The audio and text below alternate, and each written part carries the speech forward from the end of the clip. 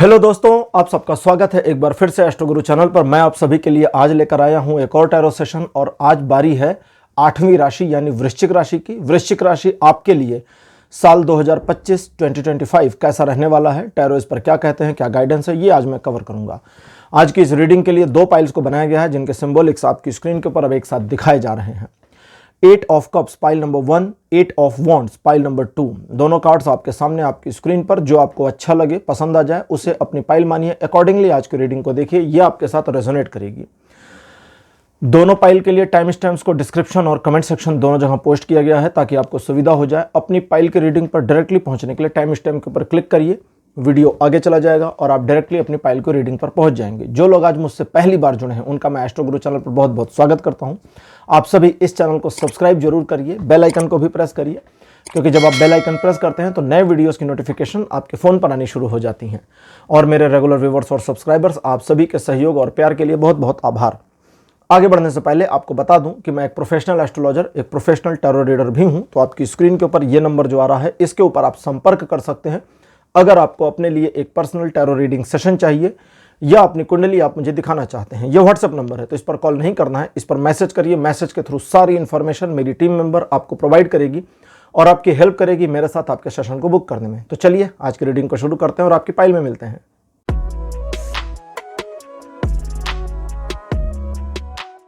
Hello पाइल number 1, आप सबका स्वागत है आपकी रीडिंग में। आपने 8 ऑफ द कप्स को चूज किया था। मेरे बगल में 8 ऑफ कप्स की फोटोज लगा दी गई हैं, फोटो लगा दी गई है। पाइल नंबर 1 वृश्चिक राशि। चलिए शुरू करते हैं रीडिंग और देखते हैं कि टैरो आपके लिए क्या बताते हैं कि आपका 2025 कैसा रहेगा और इस पर इनकी गाइडेंस क्या है। पहला कार्ड आपके लिए appear 9 of swords. Card number 2 आपके लिए है 8 ऑफ कप्स। थर्ड नंबर पर queen of swords. Card number 4 आपके लिए है 3 ऑफ वॉन्ड्स और लास्ट में 5th नंबर पर आपके लिए है पेज ऑफ कप्स। साल की शुरुआत थोड़ी धीमी हो सकती है। कुछ एक मामले जिनको आपने सोचा हो कि इस साल के शुरुआत में ही उनमें आपको सफलता मिलेगी, उसमें असफलता मिलने के संयोग बन सकते हैं। कुल मिलाकर के साल की शुरुआत आपको थोड़ा सा एक निगेटिव पुश दे, इसकी पॉसिबिलिटी है। लेकिन इस निगेटिव पुश से बचने के लिए अगर आप अपने आप को किसी स्पेसिफिक चीज़ पे टारगेट कर देते हैं कि मुझे अब ये टारगेट अचीव करना है और बीच में भटकाव नहीं लेते, तो वो निगेटिव पुश आपको परेशान नहीं करेगा। इस साल की शुरुआत में ही आप इस चीज़ को समझ लें कि ये साल आपके लिए अपने आप को टफ बनाकर रखना है, रफ एंड टफ नहीं, सिर्फ टफ बनाकर रखना है, क्योंकि आपकी सॉफ्टनेस की वजह से लोग आपको मैनिपुलेट कर सकते हैं या आप सिचुएशन के अकॉर्डिंग खुद मैनिपुलेट हो सकते हैं और गड़बड़ हो सकती है। तो इसको समझें। सबसे पहली चीज, ये साल आपको आपके लक्ष्य प्राप्त करने में मदद करने वाला है। ये साल आपकी योजनाओं में आपको आगे बढ़ा करके सफलता तक ले जाने वाला है। ये साल आपको एक प्रसन्नता देने वाला है, लाइफ का जॉय और इंजॉय भी देने वाला है। लेकिन कुछ चीज़ें हैं जहां पर आपको अपने आप को संभालना होगा। शुरुआत थोड़ी धीमी होगी लेकिन नेगेटिव नहीं है। 2024 में किसी भी तरह की कोई समस्या रही है या किसी ऐसी सिचुएशन जिसे आप अपने जीवन से हटाना चाहते हो, उससे ओवरकम करना, उससे छूट जाना, उसकी पॉसिबिलिटी इस साल के शुरू में बनी है। तो साल की जो शुरुआत है ये धीमी जरूर होगी लेकिन आपके लिए पॉजिटिव है, नेगेटिव नहीं है। आपको बस अपने आत्मविश्वास को पकड़ कर रखना है। अगर आपका आत्मविश्वास, आपका सेल्फ कॉन्फिडेंस आपने साल के शुरू में ही गिरा दिया गलती से, तो आपके लिए प्रॉब्लम होगी। तो इसको आप समझ लें।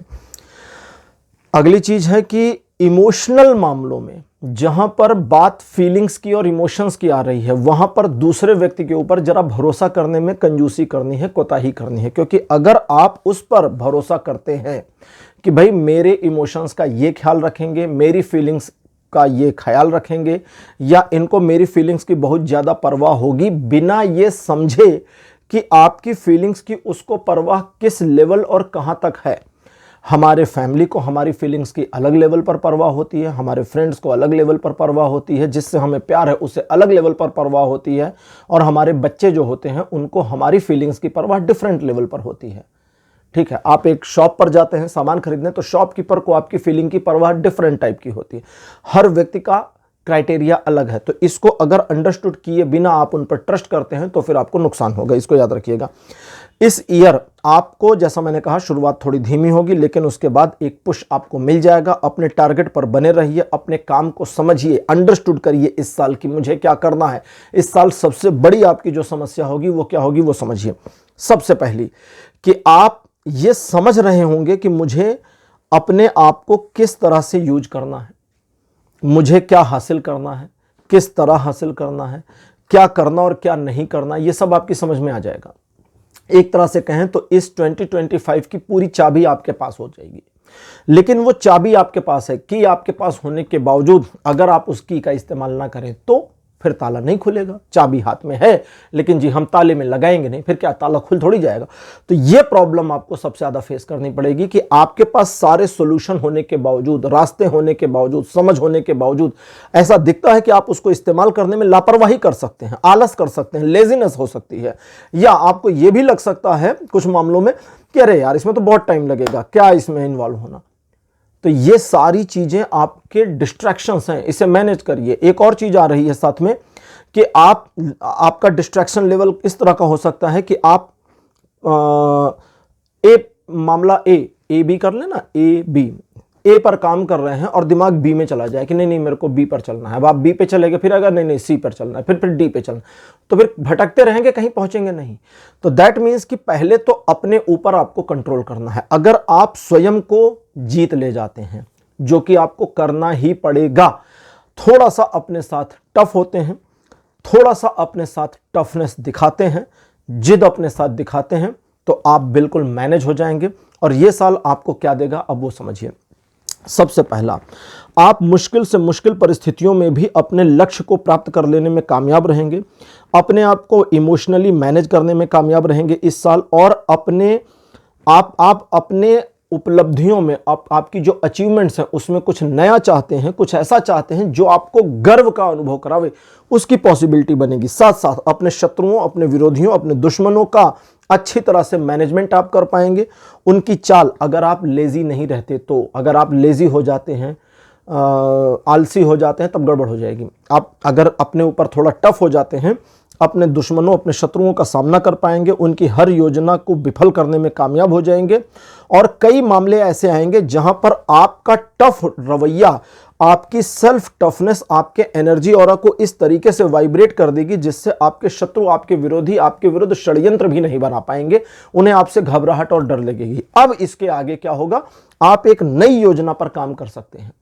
जब आप एक नई योजना पर काम करेंगे तो आपके पास एक पूरा प्रॉपर प्लान होगा कि मुझे ये करना है, ऐसे करना है, ऐसे करना है, इसकी क्रोनोलॉजी ऐसे होगी, ऐसे होगी, ऐसे होगी, और रिजल्ट इस तरह से आएगा।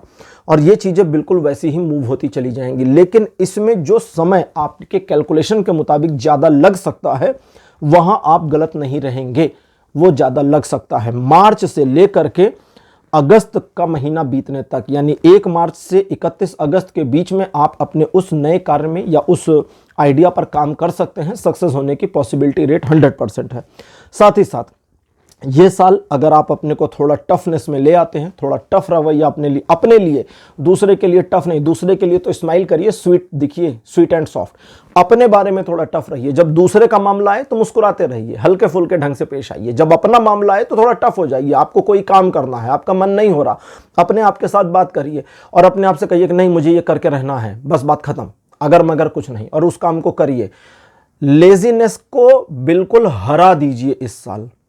अगर आप टफ रहते हैं तो आपको मल्टीपल अपॉर्चुनिटीज भी मिल जाएंगी। अगर आप लेजी रहते हैं, पहले ये रीडिंग कर देता हूं, अगर आप लेजी रहते हैं तो आपके सामने अपॉर्चुनिटी दिखेगी, लेकिन वो इतने हल्के लेवल पर रहेगी या हल्के ढंग से रहेगी कि आपको समझ में आएगा कि यार इस मामले में इन्वॉल्व होने का फायदा नहीं, कुछ होगा है ही नहीं, मिलना मिलाना कुछ नहीं है, खाया पिया गिलास तोड़े 12, कुछ नहीं, बिल्कुल यूजलेस। और ये यूजलेस क्यों है? क्योंकि आप अपने साथ टफ नहीं हैं। तो फिर वो सारा लाइटर मोड में दिखेगा, हल्का दिखेगा। लेकिन अगर आप अपने साथ थोड़ा टफ हैं तो आप और गहराई में झांक पाएंगे। आपको समझ में आएगा कि अब इस अपॉर्चुनिटी को मुझे कैसे यूज करना है और कैसे अपने पक्ष में लानी है चीजें जिससे मुझे लाभ मिल सके। और अल्टीमेटली आप जो चाहते हैं, अब आपकी चाहत पे आ जाते हैं। आप चाहते हैं कि इस 2025 में आप एक ऐसी चीज अचीव कर लें, एक ऐसा माइलस्टोन अचीव कर लें, एक ऐसा मोमेंट आप अचीव कर लें जिससे आपके मान सम्मान में वृद्धि हो जाए, आपके बारे में लोगों की नज़र में आपका रुतबा बढ़ जाए, आपकी इमेज, आपकी पोजीशन हायर हो जाए। और yes of course it is possible in this 2024, but वो तभी पॉसिबल होगा जब आप खुद को मैनेज करेंगे। नहीं कर पाए अगर मैनेज, तो क्या होगा, आप जितना ज्यादा अपने रुतबे, अपनी इमेज, अपनी पोजीशन, अपनी पर्सनालिटी को इनहेंस करने की कोशिश करेंगे, या कोशिश तो नहीं कर रहे क्योंकि टफ हो नहीं पाए, जितना इमेजिन करेंगे कि ये हो जाए उतना वो डाउन होती जाएगी और लोगों की नज़रों में आपकी वैल्यू गिरती चली जाएगी। तो इसलिए अपने ऊपर काम करना है। आज के हम ओरेकल देख लेते हैं, जो है ओरेकल ऑफ द फेरीज। देखते हैं परियां क्या इंफॉर्मेशन देती है आपके लिए। वृश्चिक राशि, पाइल नंबर 1।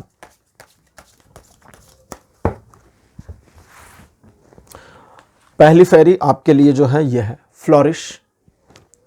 सेकंड पोजीशन पर आपके लिए है सेलिब्रेशन। कार्ड नंबर 3 आपके लिए जर्नी। फोर्थ पोजीशन पर आपके लिए है ट्री विजडम। और लास्ट कार्ड आपके लिए अपीयर हुआ है हिडन डेप्थ्स।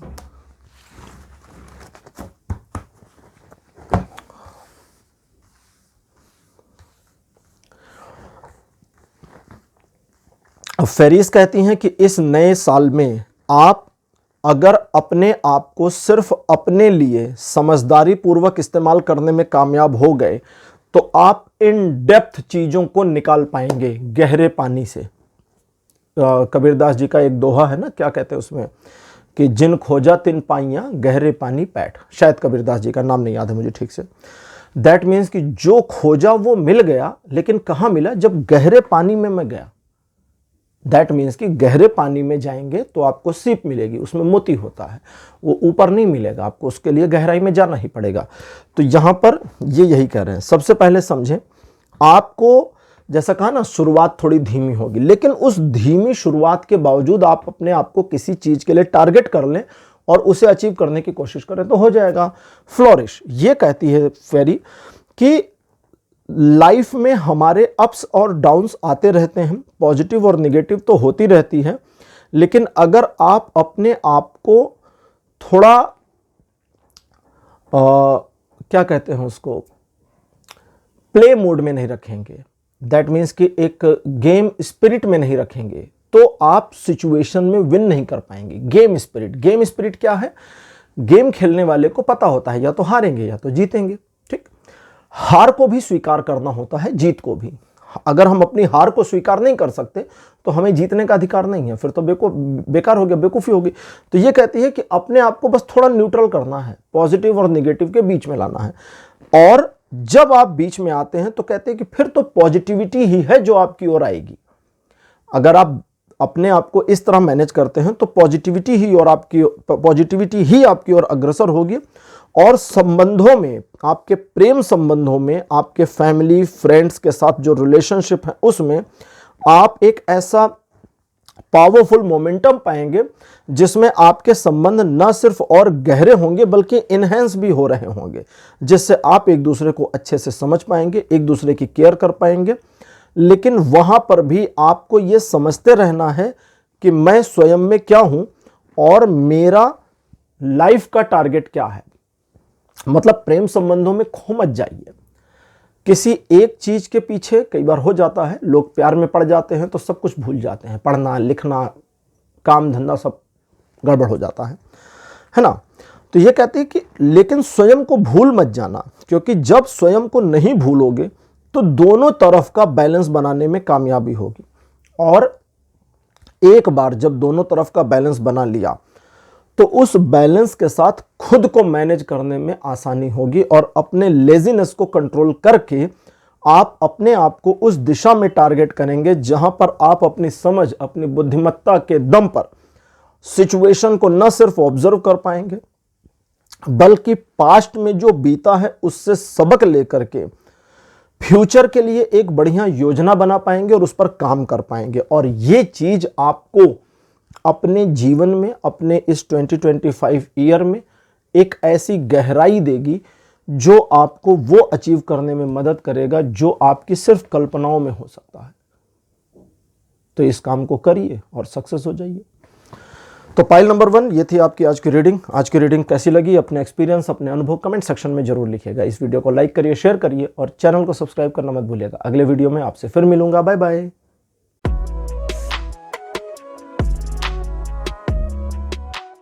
हेलो पाइल नंबर 2, आप सबका स्वागत है। आपकी रीडिंग में आपने 8 ऑफ वॉन्ड्स को चूज किया था, मेरे बगल में उसकी फोटो लगा दी गई है। चलिए शुरू करते हैं आज की रीडिंग और देखते हैं कि वृश्चिक राशि पाइल नंबर 2 आपके लिए साल 2025 कैसा रहने वाला है। पहला कार्ड आपके लिए अपीयर टेम्परेंस। सेकंड पोजीशन पर आपके लिए है 9 ऑफ सॉर्ड्स। कार्ड नंबर 3 है द चैरियट। फोर्थ नंबर पर द हेरोफेंट और अंतिम कार्ड आपके लिए है 6 ऑफ कप्स। यह साल आपके जीवन को एक संतुलन देने वाला है। संतुलन इस तरह का होगा जो आपके जीवन को नकारात्मकता से सकारात्मकता में लेकर के आएगा। पुरानी कुछ गलतियों को कवर अप करने, गलतियों से ओवरकम करने का मौका भी देगा और न सिर्फ आपको अपनी प्रतिभा, अपनी क्षमता को इस्तेमाल करने में यह साल मदद करेगा, बल्कि आप और बेहतर कर पाएंगे। यानी कि जितना आपकी एबिलिटी है, उस एबिलिटी को, उस योग्यता को सही दृष्टि से, सही तरीके से इस साल इस्तेमाल करके सक्सेसफुल हो पाएंगे। जून तक, जनवरी से जून तक का जो महीना है, ये आपको थोड़ी अड़चनें दे सकता है, जिसमें दूसरे लोगों के ऊपर आपकी डिपेंडेंसी आपके लिए नुकसान का बायस बन सकती है। इसलिए अपनी डिपेंडेंसी दूसरों पर ना बनाएं, चीज़ों को अपनी पकड़ और अपने हाथ में रखें और अगर दूसरों पर किसी मामले में डिपेंडेंसी बनाने की ज़रूरत पड़ती है इन केस, तो वहाँ पर भी सुपरविज़न अपना बनाए रखें। ये बहुत आवश्यक है। किसी भी परिस्थिति में सिचुएशन को समझे बिना उसमें काम ना करें, पहले ऑब्जर्व करें, समझें, उसके बाद काम करें। ईश्वर के साथ आपकी जो कनेक्टिविटी है, जो आपकी नज़दीकी है, वो जितनी आप बनाकर रखेंगे, आपकी हर मुश्किल में उनकी मदद आपको मिलती जाएगी और चीज़ें आसान होंगी। जुलाई से लेकर के दिसंबर का जो सेकंड हाफ रहेगा इस साल का 2025 का, उसमें आपके सिचुएशंस ऑटो बैलेंस हो जाएंगे। आपके जनवरी से जून तक किए गए जो भी एफर्ट्स हैं उन पर आपको अच्छा रिजल्ट मिलना शुरू हो जाए, इसकी पॉसिबिलिटी बढ़ेगी। साथ ही साथ कुछ ऐसा होगा जिसकी वजह से आप अपनी क्षमता का बेहतरीन प्रदर्शन कर पाएंगे, बहुत अच्छे कार्य कर पाएंगे और न सिर्फ अच्छे कर पाएंगे बल्कि आप अपने आप को सक्सेसफुल भी कर पाएंगे। एक ऐसी स्थिति जहां आपके सम्मान में वृद्धि हो, लोग आपको एडमायर करें, लोग आपके प्रति सम्मान प्रदर्शित करें, इसकी पॉसिबिलिटी भी इसी साल आपको मिलेगी और ये कंटिन्यूअस मोड में चलेगी। ऐसा नहीं कि एक दिन खाली सम्मान मिला और फिर अगले दिन नहीं, ये लगातार चलेगा। मई का महीना जैसे ही शुरू होगा, वहाँ से लेकर के अगले नवंबर तक, यानी 1 मई से लेकर 31 नवंबर तक का जो समय है, वो आपके जीवन में मान सम्मान में वृद्धि करेगा, आपको आगे बढ़ने में मदद करेगा। आप जिन कार्यों में अपने को इन्वॉल्व करेंगे, वो कार्य चाहे मुश्किल कितने ही क्यों ना हो, उनमें ईश्वर की कृपा और मदद ऐसी आएगी कि 2 चीज़ें, एक, आप अपनी क्षमता का बेहतरीन प्रदर्शन कर पाएंगे जिससे आपके कार्य हो जाएं और आपको डिवाइन सपोर्ट इतना बढ़िया कनेक्ट होकर के मिलेगा कि चीज़ें ऑटो रिजॉल्व और डिसॉल्व होती चलेंगी। ये मतलब जहां पर सिचुएशन को डिसॉल्व होना चाहिए वहां डिसॉल्व हो जाएगी, जहां रिजॉल्व होना चाहिए वहां पर रिजॉल्व भी होगी। ईश्वर की कृपा साल के शुरू से लेकर आखिरी तक आपके ऊपर दिखती है, लेकिन आप अगर अपने ऊपर अविश्वास कर लेते हैं, स्वयं के कॉन्फिडेंस को गिरा देते हैं, जैसा कि अभी ये रीडिंग आप जब पहली बार देख रहे हैं, अगली लाइन जो बोलने जा रहा हूं वो वहीं से रेजोनेट करेगी। जैसा कि अभी ठीक 30 दिन पहले आपके कॉन्फिडेंस में, 1 महीना पहले आपके कॉन्फिडेंस में एक डाउनफॉल आ गया था, जहां आप निराश और हताश हो गए थे। आपको ऐसा लग रहा था कि चीज़ें, परिस्थितियां, ईश्वर सब आपके विरुद्ध हैं, कोई भी, यहाँ तक कि यूनिवर्स भी आपकी मदद नहीं कर रहा और आप अपने आप को इस सिचुएशन से कैसे निकालेंगे आपकी समझ में नहीं आ रहा था। वो हताशा की भावना हालांकि कुछ समय में ही ऑटो क्लोज हो गई अपने आप स्वतः, क्योंकि उसे ईश्वर ने ही क्लोज किया और आप अभी प्रेजेंट टाइम में बिल्कुल भी निराश और हताश नहीं हैं और एक उत्साह आपके मन में बना हुआ है। साल का जो पूरा 12 महीने हैं, एक तो वो मैंने अलग अलग बता दिया, साल के पूरे 12 महीने में आप अपने कार्यों को सही दिशा में सही तरीके से कर ले जाने में सक्षम रहेंगे। सही तरीके से प्रेजेंटेशन आपकी रहेगी, मतलब अपने कार्य को किस तरह से करना है, किस तरह से दिखाना है, उसकी प्रेजेंटेशन बिल्कुल परफेक्ट रहेगी। लोगों के साथ, वे चाहे आपके अपने फैमिली मेंबर्स हों, फ्रेंड्स हों, रिलेटिव्स हों या आपके लव रिलेशनशिप हो, किसके साथ कैसा व्यवहार करना है इसकी समझ आपकी ऑटो होगी। ऑटो मतलब ईश्वर आपको ऐसी समझ दे देंगे कि आप उसे अकॉर्डिंगली मैनेज कर पाएंगे।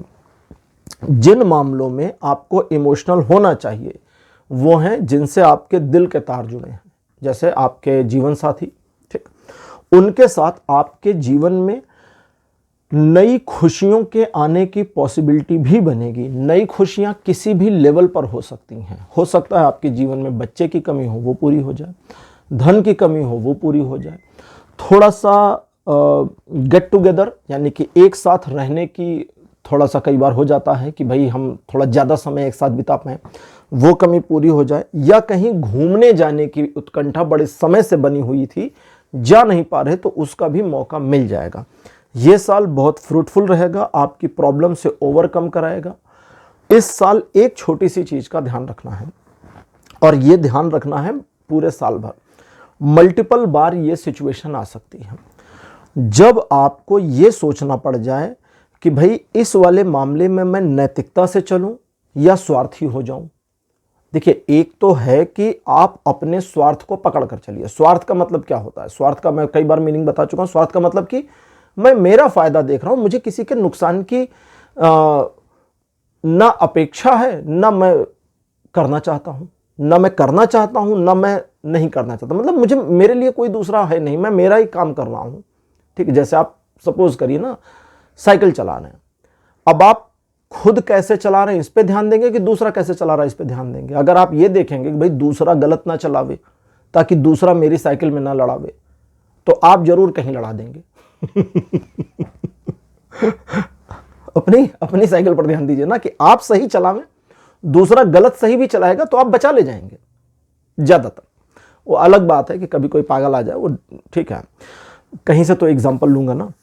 तो दैट मीन्स कि आप अपने में बने रहें और अपने लिए अपने बारे में सोचें, ये कोई दिक्कत नहीं है। लेकिन जहां पर ऐसी सिचुएशन आ जाए जहां आपका दिमाग आपको वार्न करे कि अब यहां क्या करना चाहिए, यहां मैं मेरा स्वार्थ देखूं या जो सही है वो करूं, दोनों में अंतर समझ गए? एक तो है मुझे मेरा स्वार्थ देखना है, अब यहां पर सही गलत आ नहीं रहा है, सही गलत की कसौटी नहीं आ रही है कि मैं सही को चुनूं कि गलत को चुनूं, स्वार्थ को चुनूं या निस्वार्थ को चुनूं, कोई कसौटी नहीं है, मुझे मेरा ही पकड़ के चलना है, पकड़ के चलते जा रहे हैं। लेकिन जहां पर यह आ गया कि मैं ये करूं या वो करूं, मेरे स्वार्थ को प्रायोरिटी दे दूं या निस्वार्थ की बात नहीं कर रहा, सेल्फिशनेस को प्रायोरिटी दूं या सेल्फलेस को, ये सेल्फलेस की बात नहीं कर रहा। आपको ये जहां पर आ जाए कि मैं मेरे सेल्फिशनेस पर फोकस करूं या जो मोरल कहता है वो करूं, जो नैतिकता कहती है वो करूं, तो फिर आपको वहां नैतिकता का पालन करना है, फिर वहां सेल्फलेस हो जाना है। ठीक है, क्योंकि उस मोमेंट में जब आप नैतिकता का पालन करते हैं, नैतिकता का दामन पकड़ते हैं, तो आप ईश्वर की नजरों में एक भले मनुष्य की तरह नजर आते हैं और उनकी डिवाइन एनर्जी आपके ऊपर गिरनी शुरू होगी। और वो डिवाइन एनर्जी आपके कई सारे कार्यों को न सिर्फ मिरेकली बना देगी, बल्कि आपको ऑटोमेटिकली अब आगे यहां से क्या, कैसे, कितना करना है इसका आइडिया भी दे देगी। आज की ओरेकल डेक लेते हैं जो है ओरेकल ऑफ द फेरीज। देखते हैं फेरीज क्या बताती हैं आपके लिए एडिशनली।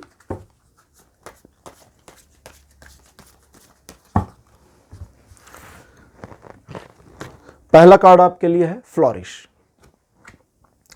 सेकंड पोजीशन पर आपके लिए जो कार्ड है ये है कम टुगेदर।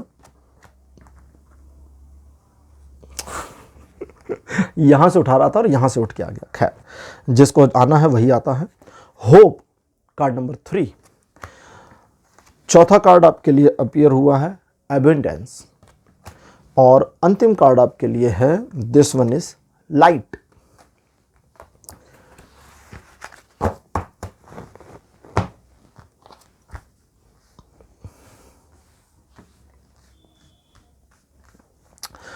देखिए, इस साल आपको, जैसे मैंने पहले भी कहा, कि काफ़ी कुछ ऐसा होगा जो ईश्वर की कृपा से ऑटो बैलेंसमेंट में सिचुएशन को ले आएगा। तो ये कहते हैं कि जब सिचुएशन बैलेंस हो गई है तो उस बैलेंस सिचुएशन को एंजॉय करो।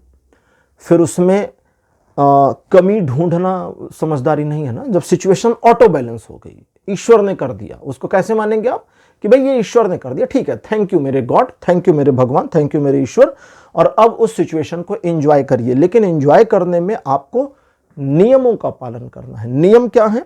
नियम बस इतने हैं कि आप समझें कि ये सिचुएशन आपके फेवर में बैलेंस क्यों की गई है। क्या इस सिचुएशन से आपको कोई लाभ लेना है, या इस सिचुएशन से एक अवेयरनेस लेनी है, या ये सिचुएशन जो आपके लिए बैलेंस हुई कोई चुनौती है, कोई अवसर है। तो जिस मामले में, जिस खांचे में वो फिट हो रहा है वही आपको करना है। अगर ये एक सबक जैसा है कि भाई सिचुएशन बैलेंस हो गई, आगे के लिए सबक है कि इस तरह की गलती मत करना, तो हम सबक सीख लेंगे। सिचुएशन बैलेंस हो गई कि भाई पहले बड़ा नुकसान हुआ था, अभी हमारा नुकसान भर गया, तो ठीक है, हम उस नुकसान जो भरपाई हो गई उसका हम स्वाद लेंगे, एंजॉय करेंगे।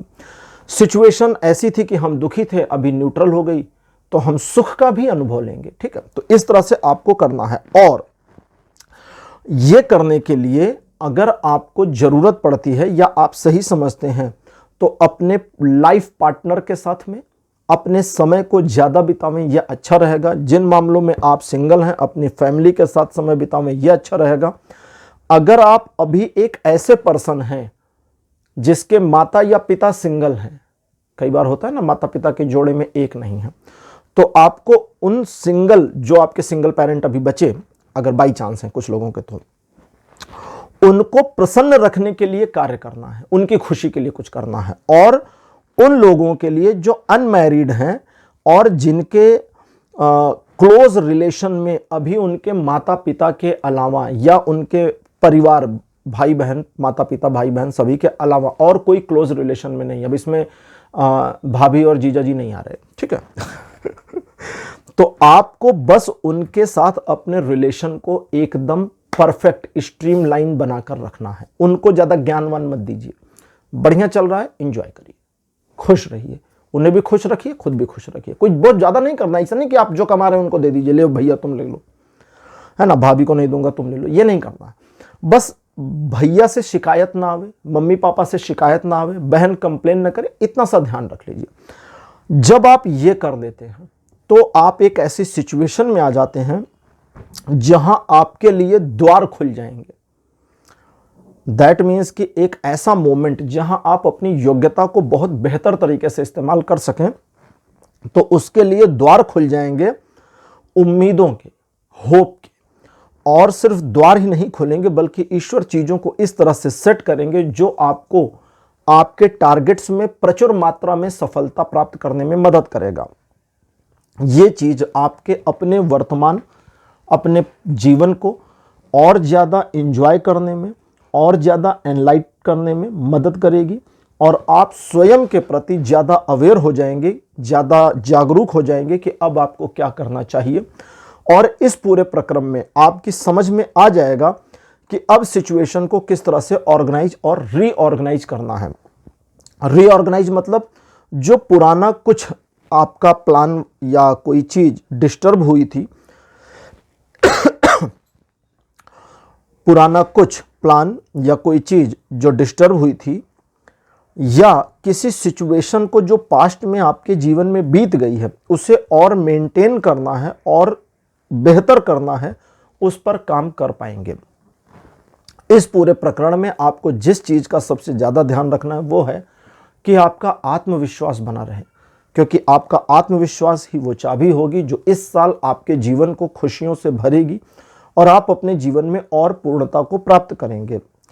इस ईयर आप सिचुएशन को इस तरीके से अपने लिए एक मैनेज्ड वे में पाएंगे जिसकी वजह से आप अपने जीवन के मल्टीपल शेड्स में लव, लाइफ, प्रोफेशन, फैमिली सभी चीजों को मैनेज होता हुआ देखेंगे और कुछ ऐसा हासिल करने में कामयाब हो जाएंगे जो आपके जीवन को एडिशनल हैप्पीनेस से भर देगा। तो ये करिए और खुश रहिए। पाइल नंबर 2 आपकी रीडिंग यहीं कंप्लीट हो गई है। आज की रीडिंग आपको कैसी लगी, अपने एक्सपीरियंस, अपने अनुभव कमेंट सेक्शन में जरूर लिखिए। इस वीडियो को लाइक करिए, शेयर करिए और चैनल को सब्सक्राइब करना मत भूलिएगा। अगले वीडियो में आपसे फिर मिलूंगा। Bye bye.